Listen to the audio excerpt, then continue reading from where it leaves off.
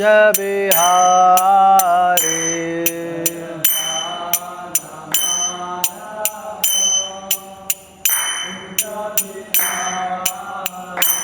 जय गोपी जन वल्लभा गिरिवरधारी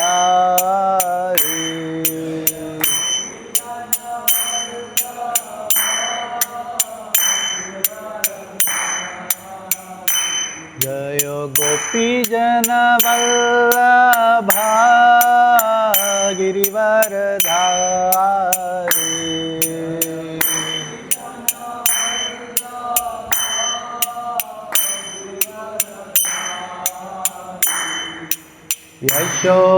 यशोदनन्दन व्रज जनरञ्जन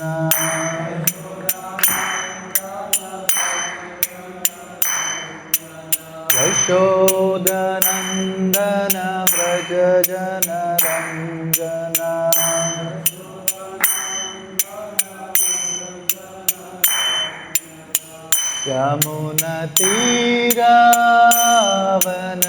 यमुनतीरावनचारी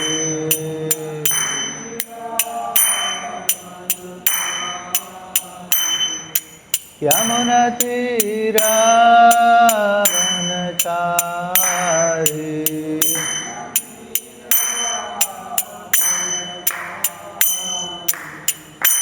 जय राधा माधव कुंज बिहारी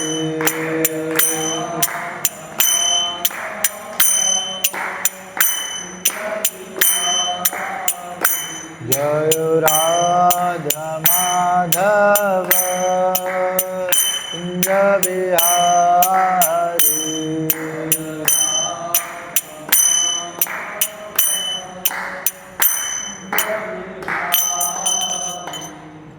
संकीर्तन की जय। ओम नमो भगवते वासुदेवाय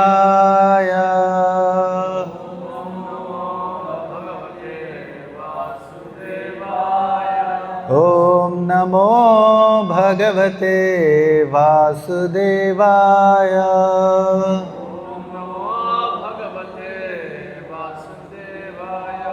ओम नमो भगवते वासुदेवाय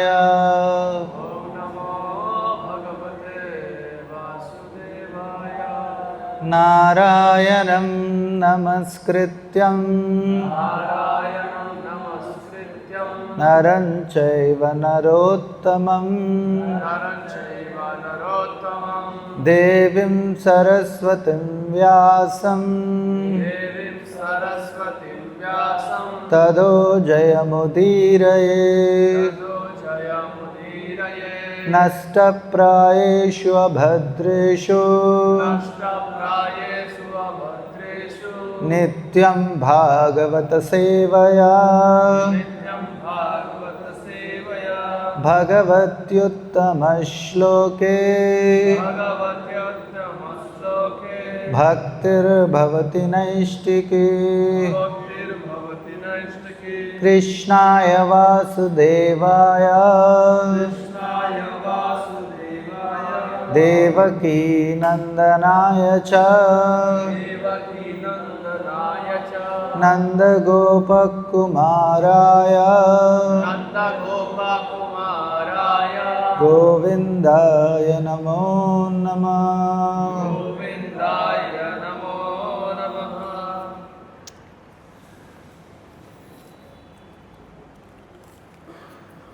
श्रीमद् भागवतम द्वितीय स्कंद अध्याय 9 श्लोक नंबर 25।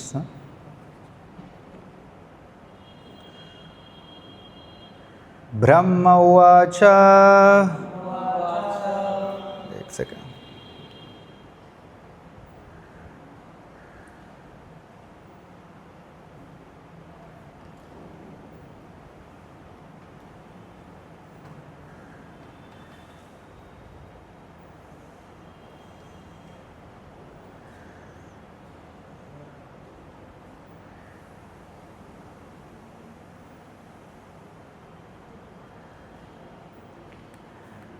भगवन् सर्वभूतानां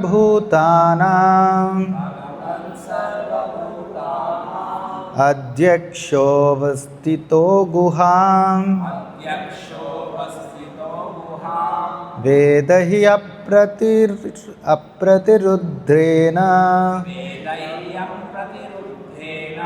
प्रज्ञानेन चिकीर्षितम् ब्रह्मोवाच भगवन् सर्वभूतानां अध्यक्षोऽवस्थितो गुहं वेद हि अप्रतिरुद्धेन प्रज्ञानेन चिकीर्षितम् ब्रह्मोवाच भगवन् सर्वभूतानां अध्यक्षोऽवस्थितो गुहां वेद हि अप्रतिरुद्धेन प्रज्ञानेन चिकीर्षितम् ब्रह्मोवाच भगवन् सर्वभूतानां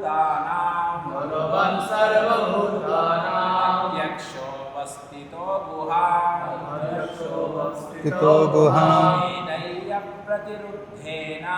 वेदय प्रतिरुद्धेन ज्ञानेन चिकीर्षितम् ब्रह्मोवाच भगवन् सर्वभूतानां अध्यक्षोऽवस्थितो गुहां वेदय प्रतिरुद्धेन प्रज्ञानेन चिकीर्षितम्. Word to word meaning, translation and purport by His Divine Grace A.C. Bhaktivedanta Swami Srila Prabhupada. Hindi में कहूँ क्या? ब्रह्मोवाच, ब्रह्मा ने कहा, भगवन, हे भगवन, सर्वभूतानां, समस्त जीवात्माओं का अध्यक्षः, नियंता, अवस्थितः, स्थित, गुहां, हृदय के भीतर, वेद, जानो, ही, निश्चय ही, अप्रतिरुद्धेन, बिना बाधा के, प्रज्ञानेन, अंतः ज्ञान द्वारा, चिकीर्षितम, प्रयास करता है.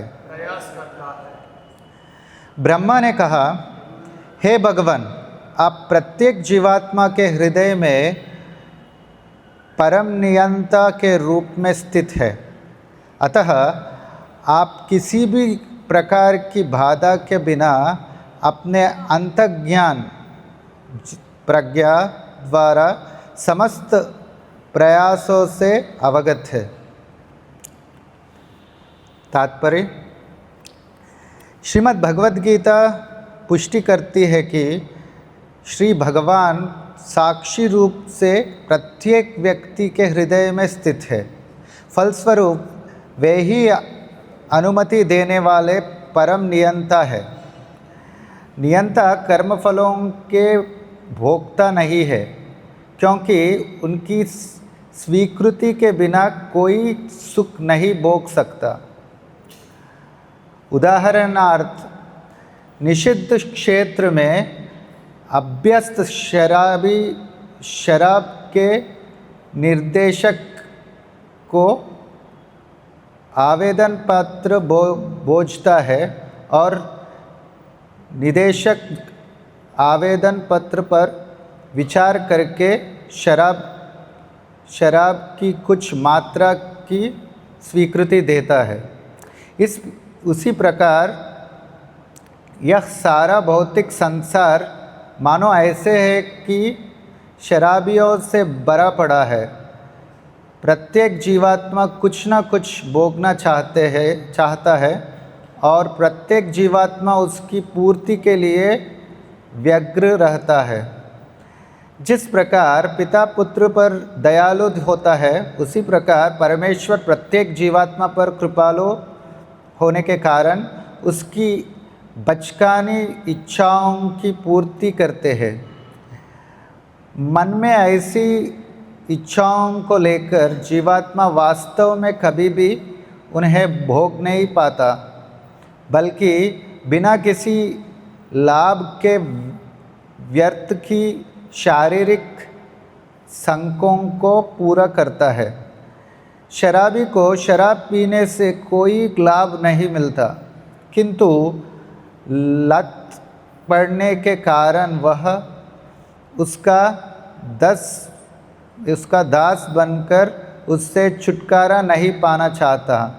अतः दयालु श्री भगवान उसकी इच्छाओं की पूर्ति के लिए उसे सारी सुविधाएं प्रदान कर देते हैं।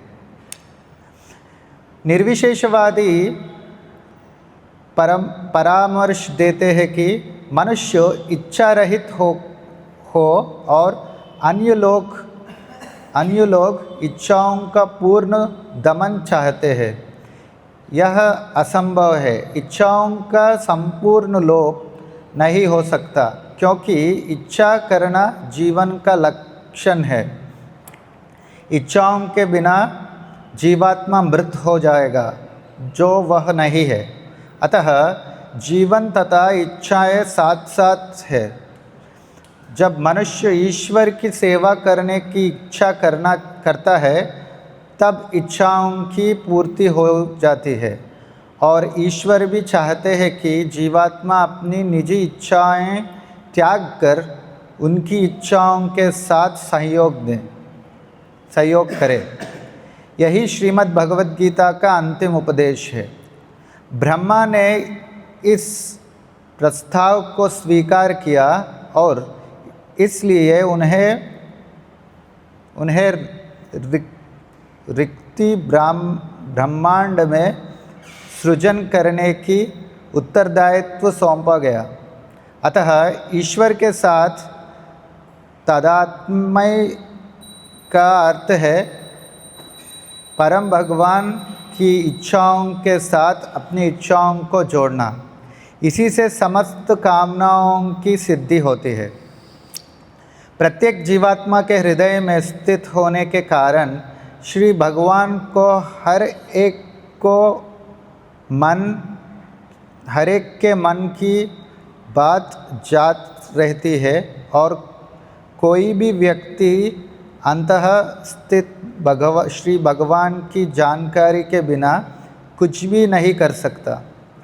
अपनी श्रेष्ठ प्रज्ञा द्वारा श्री भगवान सबको अपनी इच्छा पूर्ति का पूर्ण रूपेण अवसर प्रदान करते हैं, और तदनुरूप फल भी श्री भगवान द्वारा ही दिया जाता है। मंगलाचरण करें। ओम अज्ञानतिमिरन्धस्य ज्ञानाञ्जनशलाकया चक्षुरुन्मिलितं येन तस्मै श्रीगुरवे नमः। श्रीचैतन्यमनोभीष्टं स्थापितं येन भूतले स्वयं रूपा कदा मह्यं ददाति स्वपदान्तिकं।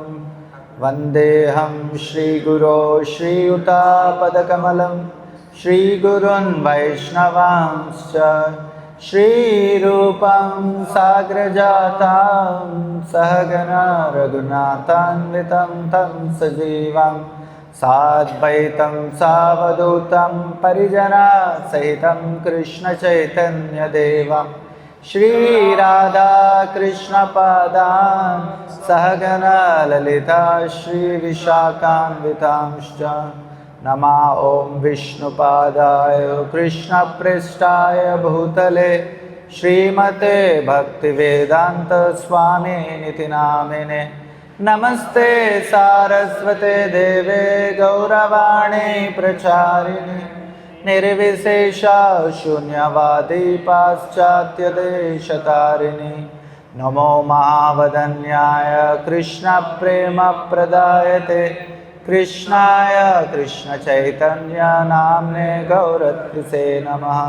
हे कृष्णा करुणा सिंधु दीनबंधो जगत्पते गोपेश गोपिका कांत राधा कांत नमोस्तुते। तप्त कांचन गौरांगी राधे वृंदावनेश्वरी वृषभानुस्तुते देवी प्रणमामि हरिप्रिये। वाञ्छाकल्पतरुभ्यश्च कृपा सिन्धुभ्य एव च पतितानां पावनेभ्यो वैष्णवेभ्यो नमो नमः। जय श्री कृष्ण चैतन्य प्रभु नित्यानंद श्री अद्वैत गदाधर शिवासदि गौर भक्तवृंद।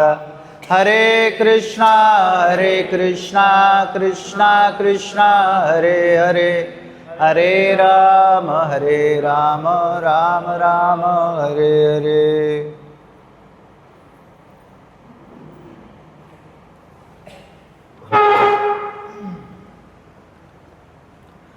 हरे कृष्ण।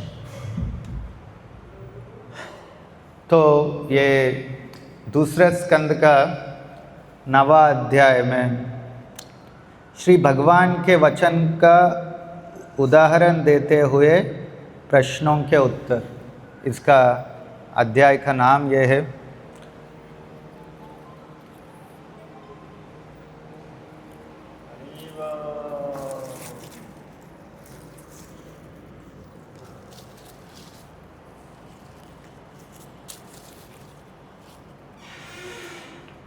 तो किस प्रकार के प्रश्न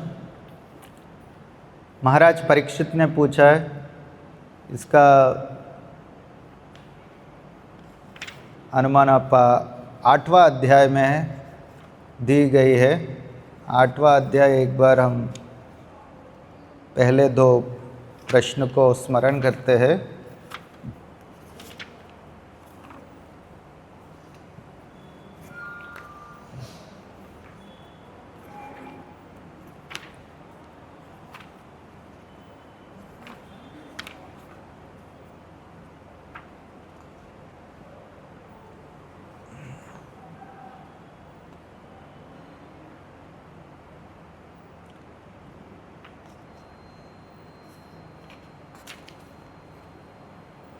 पहले श्लोक में राजोवाच ब्राह्मणो चोदितो ब्राह्मण गुणाख्याने गुणस्य च यस्मै यस्मै यथा प्राह नारदो देवर्षिणा।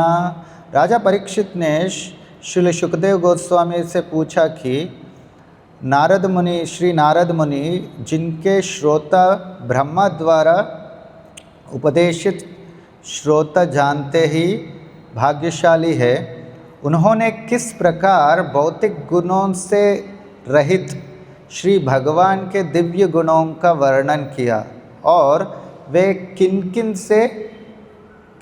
के समक्ष बोले। तो ये प्रश्न परीक्षित महाराज ने पूछा कि भगवान जो अगुणी है, मतलब भौतिक गुणों से परे है, उनका दिव्य गुण का वर्णन किस प्रकार किया है नारद मुनि ने। और तत्पश्चात वो अनेक प्रश्न पूछते हैं कि किस प्रकार भगवान के दिव्य नाम रूप गुण लीला का वर्णन करने के लिए वो परीक्षित महाराज सुखदेव गोस्वामी को कहते हैं। तो इसीलिए सुखदेव गोस्वामी इस अध्याय में स्वयं जो ब्रह्मा जी है वो किस प्रकार भगवान के दिव्य धाम में, जो वैकुंठ धाम में क्या क्या उनको दिखाई पड़ा, वहाँ पर उनको क्या क्या प्रकाशित किया भगवान ने, और उसके बाद ये श्लोक आता है जहाँ पर ब्रह्मा जी ये सब देखने के पश्चात अपना साक्षात्कार के पश्चात वो इस प्रकार भगवान से कहते हैं। तो इस श्लोक में वो कहते हैं भगवान से कि भगवान, हे भगवान, आप प्रत्येक जीवात्मा के हृदय में परम नियंता के रूप में स्थित है।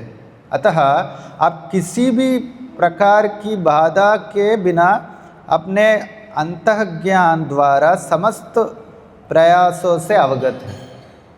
तो उनके ये साक्षात्कार है ब्रह्मा जी के कि भगवान सारे विषय को जानते हैं। ये सारे सृष्टि में जितने भी विषय है सारे विषय को जानते हैं। जय श्री श्री गौरनिताय भगवान की जय, जगद्गुरु श्रील प्रभुपाद की जय।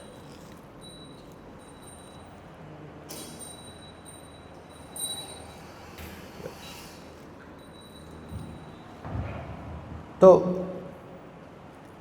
क्यों भगवान कैसे अवगत है? सारे सृष्टि में जो कुछ चल रहा है सारे विषयों का अवगत है भगवान, क्योंकि वो सारे प्राणी के हृदय में स्थित है। भगवत गीता में कहा गया कि हम अपने आत्मा हृदय में स्थित है।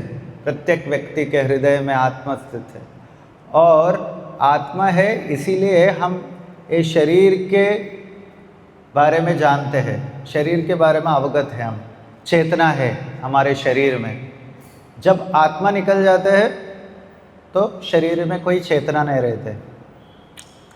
तो किंतु हम में और भगवान में क्या अंतर है? भगवान सारे प्राणी के शरीर के बारे में अवगत है, हम केवल अपने शरीर के बारे में ही अवगत है। मैं नहीं जान सकता हूँ कि आपके शरीर में क्या चल रहा है, आपका कुछ बाधा हो रही है कि नहीं आपके शरीर में, आपके मन में आप क्या सोच रहे, ये मैं नहीं जान सकता हूँ, केवल आप जान सकते हो।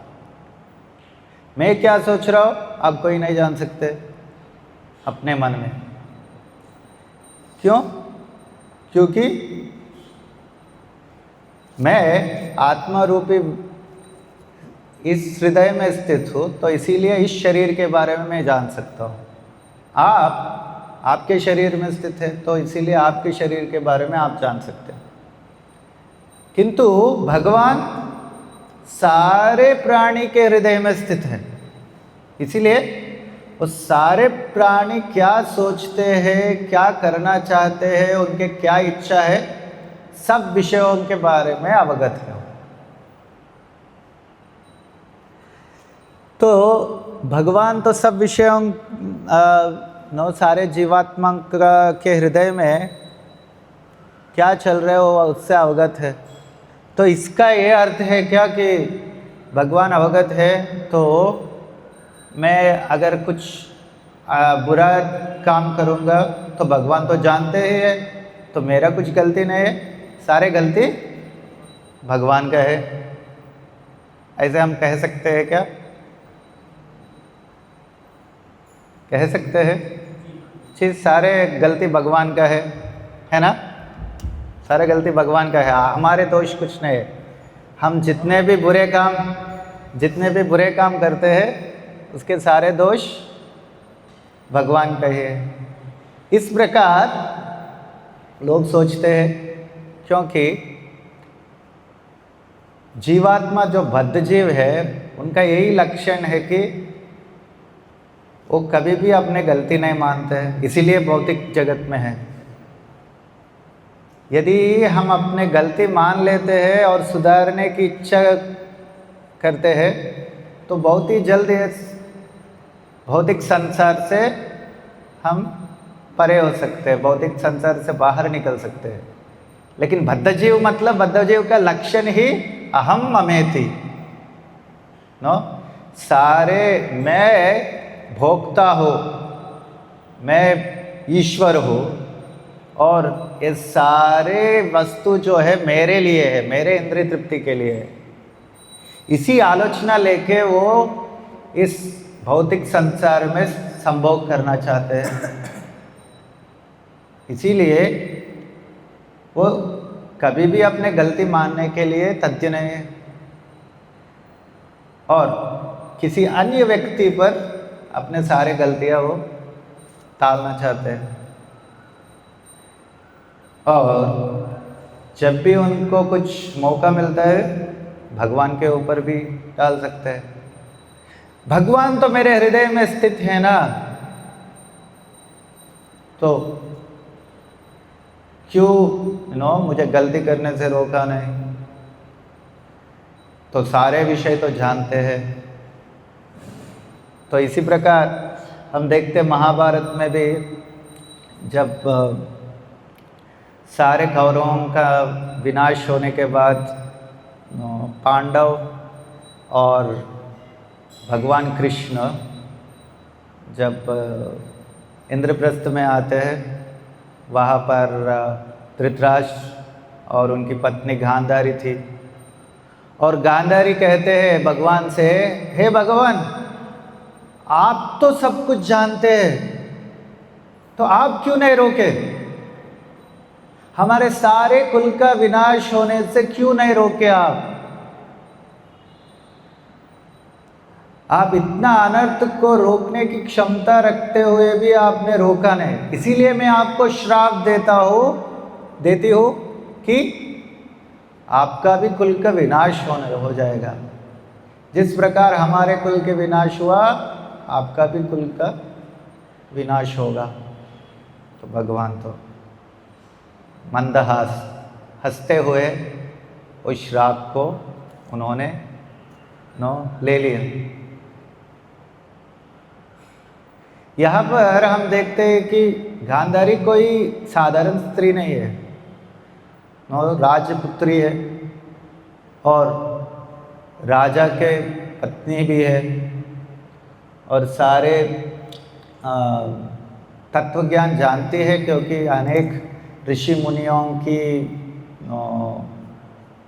संग में वो भी कथा सुनी है। किंतु उस समय वो अत्यंत दुखमय स्थिति में थी। 100 पुत्रों के खोने के बाद अत्यंत दुखमय परिस्थिति में वो नास्तिकता भर जाती है हमारे हृदय में उस समय में। तो वो नास्तिकता भरने के कारण वो भगवान को भी श्राप देना उचित माने, भगवान को भी श्राप दे दी उन्होंने। इसीलिए ये भौतिक जगत में बद्धजीव को सबसे पहले आत्मज्ञान की आवश्यकता है। जब अर्जुन भी पूरे कुरुक्षेत्र रणभूमि में सब कुछ तय हो गया, सब 18 अक्षयोनी सेना उपस्थित है, उस समय बैठ के रोने लगे कि मैं ये युद्ध नहीं करूँगा, क्योंकि सामने में जो उपस्थित है सारे मेरे बंधुजन है, मेरे गुरुजन है, पितामह है मेरे। तो इतने साल से नहीं जानते क्या ये विषय, अभी क्यों इतना गंभीर पूर्वक ये विषय के ऊपर चिंतन कर रहे अर्जुन? क्योंकि जब अर्जुन के हृदय में ये विषय समझ में आए कि अगर मैं ये युद्ध में अगर भाग लूँगा और सारे कौरवों का नाश कर लूँगा, तो मेरे ही बंधुजन सब मर जाएंगे, तब मेरे इंद्रिय तृप्ति किस प्रकार होगी? मेरे तो इंद्रिय तृप्ति होगी नहीं तब। तो जब अपनी इंद्रिय तृप्ति में बाधा आ जाएगी, तब बद्धजीव को क्या होता है? तो बहुत बाधा लगते हैं। उसी समय वो बहुत अनेक कार्य करने के लिए तत्व होता है कि अपने इंद्रिय तृप्ति को नो इंद्रिय तृप्ति में कुछ भी बाधा ना आए। तो इसी प्रकार अर्जुन भी भगवान कृष्ण से कह रहे कि भगवान आप ये युद्ध में मैं नहीं करना चाहता हूँ, मैं तो जाके संन्यास ले लूँगा, इस प्रकार कहते हैं। तब भगवान सबसे पहले उनको आत्मज्ञान देते, क्योंकि तुम शरीर नहीं हो, तुम आत्मा हो, और आत्मा का धर्म एक ही है, परमात्मा का सेवा। क्योंकि आत्मा तो सच्चिदानंद रूपी है और परमात्मा सच्चिदानंद स्वरूप है, और परमात्मा के अंश होने के नाते आत्मा को परमात्मा की सेवा करना ही उनका एकमात्र धर्म है। ये विषय को यदि जानते हैं कोई व्यक्ति, तो सारे इस भौतिक संसार में जितने भी धर्म है उसको टाल के सबसे पहले भगवान के सेवा किस प्रकार करने हैं उसके बारे में चिंतन करने लगे। यदि ये विषय नहीं जानते हैं तो जितने भी कार्य करेंगे हम इस भौतिक संसार में, जितने भी कार्य, जितने भी परिस्थितियों में किसको भी हम, किसी व्यक्ति को, जिन को भी हम सेवा करना चाहेंगे, प्रसन्न करने चाहेंगे, उससे कुछ लाभ नहीं होगा। क्यों? अंततः हम तो आत्मा है और कोई भौतिक विषय वस्तु और बद्ध जीवों से सीधा हमारे कोई संबंध नहीं है। भगवान के अंश होने के नाते एक दूसरे से संबंध रखते हैं हम, किंतु सीधा संबंध तो एक दूसरे से कुछ है ही नहीं। तो इसीलिए हम कितने भी किसी अन्य व्यक्ति की सेवा करें, कितने भी प्रसन्न करें, हमारे हृदय में कभी भी संतुष्टि नहीं होती है इस भौतिक जगत में। इसलिए ब्रह्मा जी सारे दिव्य ज्ञान भगवान उनके सामने प्रकाशित करने के बाद सबसे पहले विषय ये कहे, भगवान आप ही सर्वव्यापी है, सारे नौ जीवात्मा के हृदय में आप ही उपस्थित है और आप सब विषय के बारे में जानते हैं इस भौतिक संसार में। और जानने के बाद क्या आप किसी विषय के प्रति आसक्ति रखते हैं इस भौतिक संसार में? नहीं, भगवान तो किसी विषय पर आसक्ति नहीं रखते, वो केवल नियंता है। जिस प्रकार हम देखते हैं कोई हाई कोर्ट में जज है, उनको कुछ लेना देना नहीं है कौन सही है कौन गलत है, किसका प्रॉपर्टी है, ये किसको मिलना चाहिए, उससे कुछ उनका संबंध नहीं है।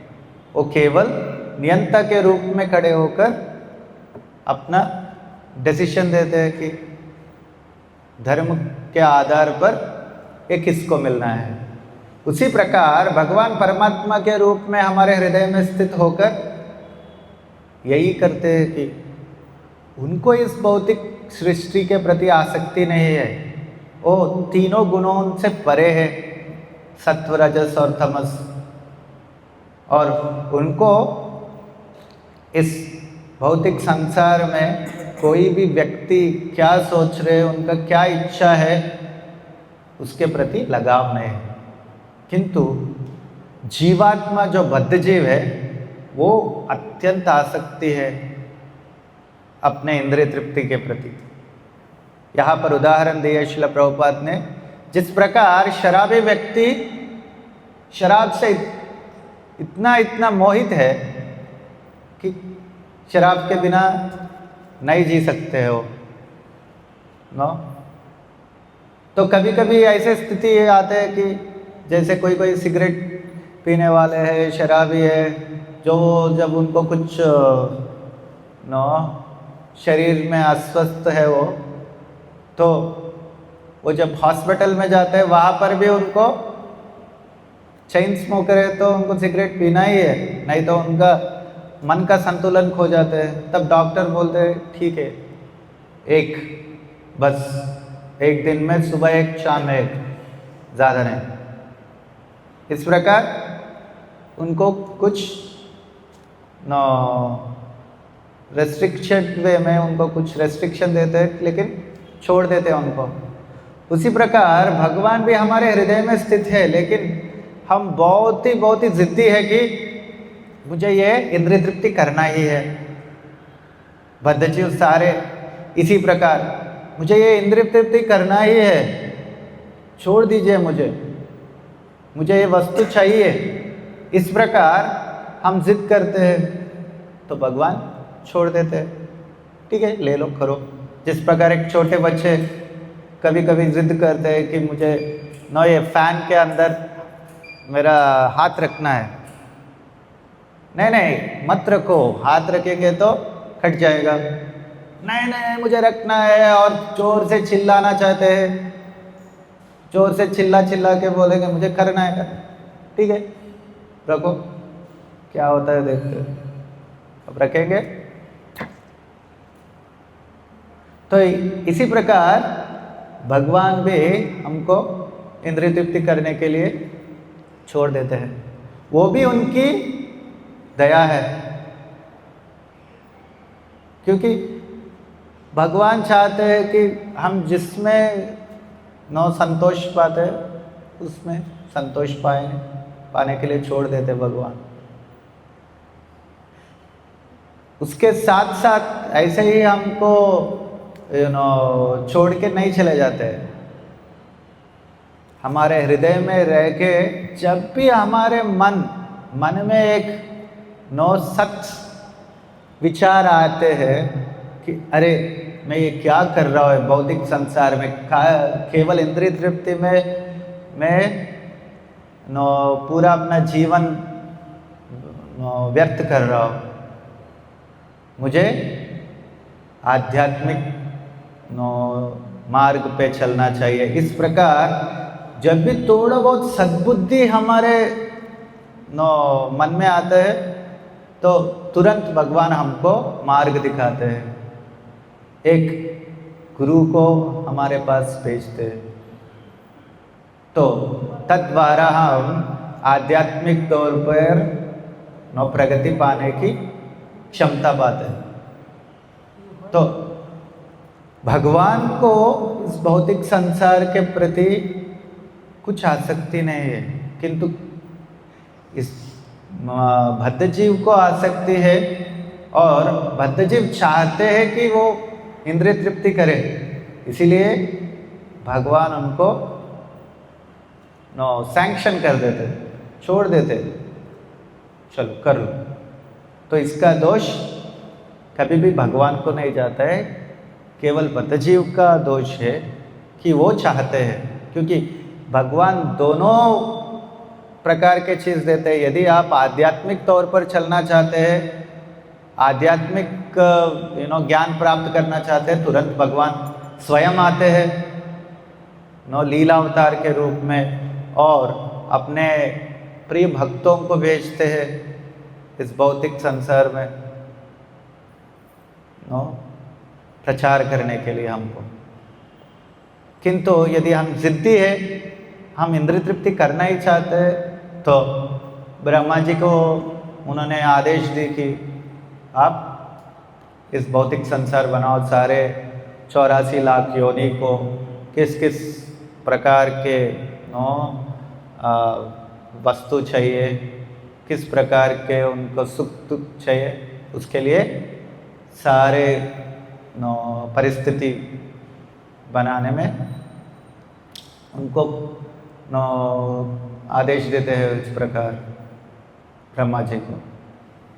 तो ब्रह्मा जी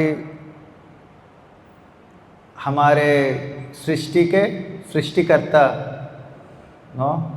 वो क्रिएशन करते हैं, सारे सृष्टि के करता है वो, किंतु वो संपूर्ण से रूप से विषय का अवगत है उनका कि केवल भगवान हमको आदेश दे रहे हैं और हमको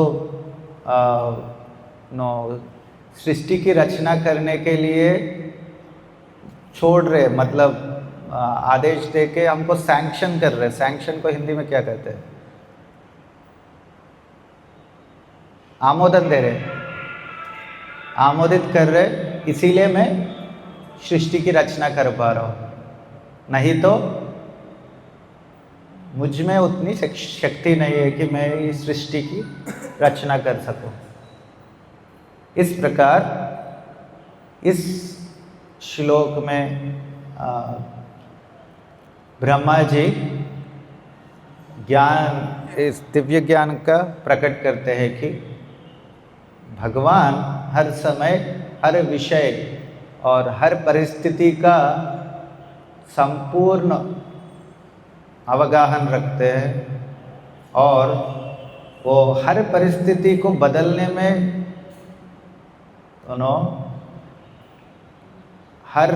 हर विषय, हर समय में, हर परिस्थिति को बदलने के तथ्य है। वो परिस्थिति बदला भी जा सकते हैं हमारे, भगवान को बदलने की शक्ति है, किंतु यदि जीवात्मा इच्छा नहीं करते तो भगवान बदलेंगे नहीं। हम बाह्य रूप से इच्छा कर सकते हैं कि अरे मेरे परिस्थिति अच्छा होना चाहिए, किंतु मैं इंद्रिय तृप्ति ही करना चाहूँगा, उस प्रकार कभी नहीं होगा। जिस प्रकार उपदेश उपाख्यान एक पुस्तक है जिसमें भक्ति सिद्धांत सरस्वती ठाकुर अनेक कथा के माध्यम से हमको समझाते हैं कि एक बहुत ही पुअर व्यक्ति, मतलब जिसके पास कुछ धन नहीं है और बहुत ही दिन से भूखे हैं, वो व्यक्ति एक जगह पर बैठे थे वो, और उसके बगल में एक बड़े पिल्लर थे। तो बहुत दिन से भूखे हैं व्यक्ति, तो वो पिल्लर को आलिंगन करके बैठे हुआ है, क्योंकि उसको ठीक से बैठने तक शक्ति नहीं है, तो पिल्लर को पकड़ के रखे, इसीलिए वो खड़े, मतलब बैठ पा रहे ठीक से। तो वहाँ पर से एक धनिक व्यक्ति जाते हुए देखा, उसको देखकर दया आई उनके हृदय में। तो उनके पास उस समय में खाने के लिए वो पॉपकॉर्न खा रहे थे, एक पॉपकॉर्न का पैकेट है उसके पास बड़े। तो वो भूखे व्यक्ति को पॉपकॉर्न देना चाहते हैं, तो पॉपकॉर्न दे रहे थे। तो वो पूछ भी रहे थे कि मैं तो बहुत दिन से भूखा हूँ, कुछ दीजिए हमको, कुछ दीजिए। तो वो पॉपकॉर्न दे रहे थे उनको, लो खा लो। लेकिन वो तो आलिंगन करके रखे थे पिलर को, स्तंभ को। तो बोले दे दो, ऐसे रखे थे आलिंगन करते हुए। तो तोड़ा दिए, तो वो सोचे थे कि निकाल के खाएंगे नहीं, लेकिन वो आलिंगन नहीं छोड़ रहे थे, ऐसे ही पकड़ के ऐसे खाने के लिए प्रयत्न कर रहे थे। तो व्यक्ति उसको देख रहे थे, देख के बोले कि अरे तुम उस स्तंभ को छोड़ो, पॉपकॉर्न लो और मुंह में डालो। ये तो अत्यंत सरल विषय है, लेकिन वो व्यक्ति देख के बोलते हैं ये तो असंभव है। यदि मैं ये स्तंभ को छोड़ दूंगा तो मैं मर जाऊं। ये स्तंभ को पकड़ के रखा, इसीलिए मैं जिंदा हूं। तो इस प्रकार उनकी विचारधारा है। तो हम तो ये व्यक्ति के बारे में सुन के हम हंसेंगे कि अरे इतना मंदबुद्धि व्यक्ति है, किंतु श्रील भक्ति सिद्धांत सरस्वती ठाकुर कहते हैं कि वो स्तंभ हमारे भौतिक कामनाएं के समान है। तो हम भी भौतिक कामनाएं को संपूर्ण रूप से आलिंगन करके हृदय के अंदर अच्छे से हम बंदी बना के रखें। और जब भी कोई गुरु आके हमको दिव्य ज्ञान देकर हमको भक्ति करने की आदेश देते हैं, हम नहीं लेना चाहते। अरे भक्ति करने में तो इतना समय व्यतीत करना है, तो मेरे भौतिक कामनाओं को क्या होगा? और अगर मैं भौतिक कामनाओं को छोड़ दूंगा तो मैं मर जाऊंगा। जिस प्रकार वो व्यक्ति आलिंगन कर रहे थे, वो सोच रहे थे मर जाऊंगा यदि मैं भौतिक कामनाओं को छोड़ दूंगा तो। इस प्रकार प्रत्येक बद्ध जीव मूर्ख है और अपने सारे भौतिक कामनाओं को कभी छोड़ने के लिए स्थित नहीं है। वो हमेशा भौतिक कामनाओं को आलिंगन करके रखते हैं। तो इससे पहले श्लोकों में भी भगवान ब्रह्मा जी से कहे थे कि आप तपस्या करने से ही आप मुझे पा सकते हैं। किस प्रकार की तपस्या? आप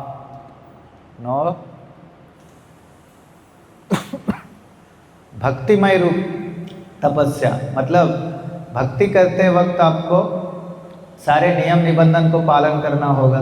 अरे इतना नियम क्यों है? ये नियम का पालन करना है तो मेरे भौतिक इच्छा के क्या होगा? प्रसाद खाने के लिए क्या है कि आपको मांस मछली छोड़ना है, तो अरे मांस नहीं खाऊंगा तो मैं मर जाऊंगा। इस प्रकार व्यक्ति सोचते हैं कि, लेकिन हम सब लोग देख रहे हैं, सब लोग शाकाहारी लोग भी जी रहे, तो मांस खाने की क्या आवश्यकता है? और उसी प्रकार शराब पीने की क्या आवश्यकता है? तो किंतु हम ये कामना नहीं छोड़ना चाहते। तपस्या लिए बिना कभी दिव्य ज्ञान की प्राप्ति नहीं होगी, भगवान को पा नहीं सकते। और वो तपस्या है भक्ति करते वक्त हम जितना नियम हमारे गुरुवर्य ने दिए, वो नियम को अच्छे रूप से पालन करना होगा। तभी हमको दिव्य ज्ञान हृदय में प्रकाश होगा और भगवान की हमसे संतुष्ट होकर हमको भक्ति में आगे बढ़ने की मार्ग दिखाते हैं। ठीक है, हरे कृष्ण। किसी का कुछ प्रश्न है?